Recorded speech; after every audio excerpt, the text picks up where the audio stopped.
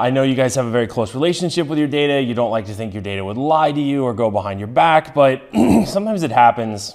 We just don't really know every time. And so how do we keep that from happening? Well, because this is Azure Every Day, we're going to talk about how the cloud actually helps us from doing that. And so the first way is we have to check our assumptions. So based on the calculations and how things look, so we want to use things like Power BI and keeping our data very accessible in the cloud for our organization, because the more people that use that data, the more people are going to find challenges and problems with it. The second way is we want to give our data more context, and a lot of times that means combining it with other data. So when you look at marketing data just as marketing data, or when you look at sales data just as sales data, you can get a little myopic and you can, maybe make some assumptions that aren't necessarily there.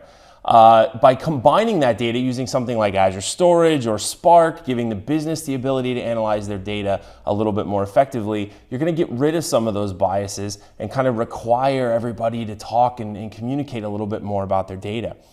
Last but not least, we want to give the business their data back, and we do that by getting them to collaborate and defining what their truth is about their data. And we talked about giving it context, but also about removing biases. And by putting the data in the cloud, making it available through things like Power BI, HD Insight and Spark, or even just tools that can connect directly to Azure Storage, we can use things like Azure SQL Data Warehouse, Azure DB, Cosmos DB. Once our data is in the cloud, getting it to talk to each other, getting our data to collaborate and integrate a lot more effectively will help the organization do the same thing. Part of the reason that that doesn't happen and the reason our data deceives us so often is because it's very hard to make that happen in a traditional on-premise environment. Once we bring the data to the cloud, to all those services that naturally work with each other, everything gets a lot more accessible. We still have to do some work, but it's a lot more accessible and a lot more straightforward. So